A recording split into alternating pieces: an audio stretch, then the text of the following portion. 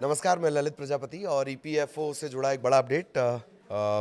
बहुत कम दिनों में अब आपको आपका पैसा मिलने वाला है।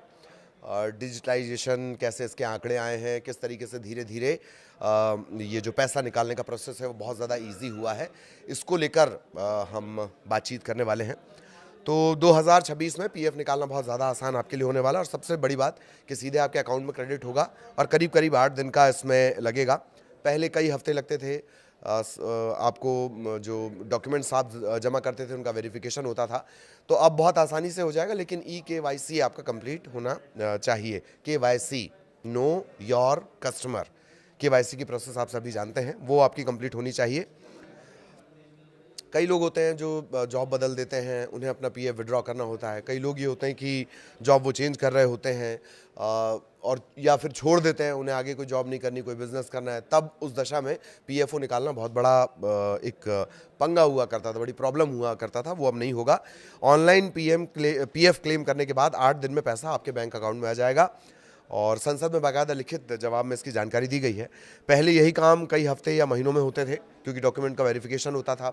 अब डिजिटल सिस्टम के ज़रिए तमाम प्रोसेस होती है और यही वजह है कि बहुत तेज़ी से ये हो जाता है। क्लेम सबमिट करने के बाद आपको इलेक्ट्रॉनिक तरीके से ये प्रोसेस होगा। 8 दिन, करीब करीब मोटा मोटी मान के चलिए 8 दिन के अंदर आपका पैसा आपको मिल जाएगा।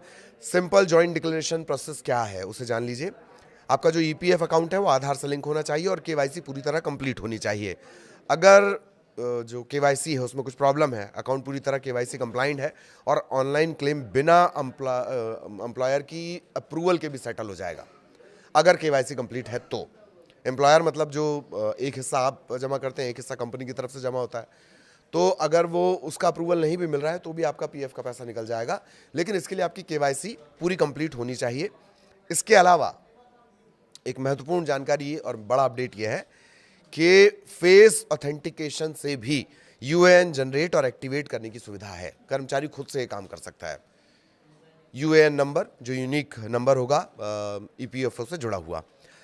क्लेम सेटलमेंट के अगर प्रोसेस देखें और जो आंकड़े आए हैं पिछले सालों के आंकड़े, उनको अगर एक एनालिसिस किया जाए तो आपको इससे अंदाज़ा लग जाएगा कि किस तरीके से तेज़ी आई है। डिजिटल सुधार के चलते क्लेम प्रोसेस में तेज़ी आई है। 2023-24 में 5.98 करोड़ 98 लाख क्लेम प्रोसेस हुए हैं। 2024-25 में 7.70 करोड़ यानी 7 करोड़ 70 लाख, जबकि 2025-26 में जनवरी 23 तक का जो आंकड़ा है उसी को अगर देखा जाए तो ये है 8 crore 53 lakh claim. Online service request जैसे मेंबर प्रोफाइल करेक्शन भी बढ़े हैं, मतलब लोग ऑनलाइन अब इसे सुधार रहे हैं क्योंकि अपडेट की सुविधा आपके हाथों में आ गई, क्लिक की सुविधा आपके हाथों में आ गई है डिजिटलाइजेशन की वजह से। उसको भी जान लेते हैं। प्रोफाइल करेक्शन के मामले 2023-24 में 66,000 थे, जो 25-26 में 27 लाख से ज़्यादा हो गए। ईपीएफओ 2.0 में unified portal, field office application से claim, KYC, pension payment, employer filing, ये तमाम चीज़ें आसान हुई हैं और कुछ नए मॉड्यूल भी जोड़े गए, नए ऑप्शन भी जोड़े गए। लेकिन इन सब का फायदा आपको तब मिलेगा जब आप अपनी तरफ से आपके डॉक्यूमेंटेशन पूरा होगा। कैसे? वो भी इलेक्ट्रॉनिकली पूरा होगा, वो भी जान लीजिए। यूएएन आपको एक्टिव रखना है, आधार और बैंक अकाउंट को लिंक रखना है, हमेशा केवाईसी अपडेट रखना है। Time to time KYC update आपको करनी पड़ती है, केवाईसी अपडेट रखनी है। अगर क्लेम में कोई दिक्कत आती है तो ईपीएफओ के पोर्टल पर चेक कर सकते हैं, ग्रीवांस दर्ज कर सकते हैं और 20 से ज़्यादा दिन पहले एक मोटा मोटी मान लीजिए कि मिनिमम 20 दिन तो लग ही जाता था और आगे तो फिर वो सरकारी खेल है।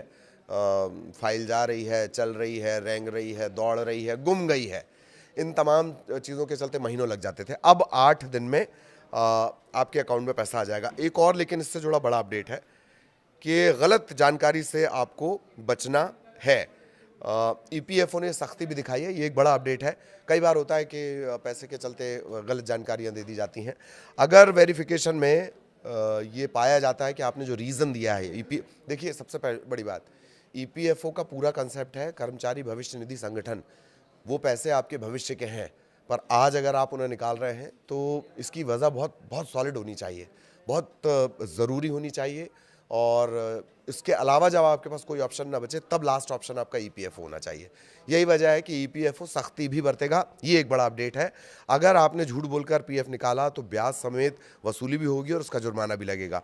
ये बड़ा अपडेट आपको दे दें। सब्सक्राइबर्स के लिए चेतावनी जारी की गई है कि अगर कोई झूठा कारण बताता है, फॉल्स पाया जाता है, तो जो राशि उसने निकाली है अपने पीएफओ से, जैसे बीच में एक अपडेट हुआ है कि राशि आप पूरी भी निकाल सकते हैं, तो जितनी भी आपने निकाली हो, 70% निकाली हो, पूरी निकाल ली हो, वो ब्याज समेत वसूल की जाएगी। तो आप एक समस्या से बचने के लिए ईपीएफओ से पैसे विड्रॉ करेंगे और नई मुसीबत में फंस जाएंगे।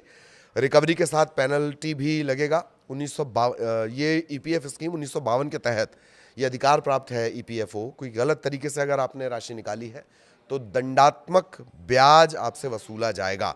और हाँ, ये सामान्य पीएफ की दर से ज़्यादा होगा। ये जो ब्याज वसूला जाएगा वो सामान्य पीएफ दर से ज़्यादा होगा। गलत जानकारी देकर पीएफ एडवांस अगर आप निकालेंगे तो भविष्य में जो निकासी की सेवाएं हैं वो भी बाधित कर दी जाएंगी, मतलब 3 साल तक पूरी रोक लग जाएगी। अब इस 3 साल के बीच अगर आपको कोई ज़रूरत पड़ गई तब आप क्या करेंगे? डिजिटल और एआई के जरिए इस निगरानी को सख्त किया गया है। 2026 में ईपीएफओ 3.0 लागू जो होगा। पीएफ खातों की जो पूरी निगरानी होगी वो डिजिटल और आर्टिफिशियल इंटेलिजेंस पर होगी। आधार, पैन, बैंक खाते, इनका रियल टाइम वेरिफिकेशन होगा। तो ये सदस्यों को ये सलाह दी जा रही है, मतलब जिनका पीएफ अकाउंट है उन्हें ये सदस्य बोलते हैं कि रिटायरमेंट के लिए सुरक्षित बचत के रूप में इसको देखना है। और अगर इस बीच आप गलत जानकारी देकर अपना पैसा निकालते हैं ईपीएफओ का, जितना भी आप निकालें 70% या जितनी लास्ट लिमिट होती है, उसके रूल्स है। ये जो कहा जाता है ना कि पूरा पैसा आप निकाल सकते हैं, उसमें 2 पार्ट में पीएफओ होता है। उसमें से एक पार्ट आप पूरा निकाल सकते हैं, लेकिन एक न्यूनतम हिस्सा आपको फिर भी पीएफओ में रखना पड़ेगा। तो अगर आप फॉल्स रीज़न दे रहे हैं, आपने बोल दिया कि भाई शादी के लिए, या आपने बोल दिया कि घर खरीदने के लिए ले रहे हैं, या मेडिकल कोई इशू गिना दिया, लेकिन अगर जांच में वो गलत पाया गया तो ईपीएफओ पूरी राशि लेगा और वो ब्याज उस ब्याज से ज़्यादा होगा जो सरकार की तरफ से मिलता है। पीएफओ में जो ब्याज मिलता है उससे ज़्यादा होगा, पूरी राशि भी आपको देनी पड़ेगी। तो 2 महत्वपूर्ण बातें हमने आपको बता दी हैं कि ईपीएफओ का पैसा अब सिर्फ 8 दिन में मिल जाएगा, लेकिन गलत जानकारी दी आपने तो जुर्माना भी लगेगा, पेनल्टी भी लगेगी मतलब, और ब्याज भी आपको देना पड़ेगा, पूरी राशि वापस करनी पड़ेगी। नमस्कार।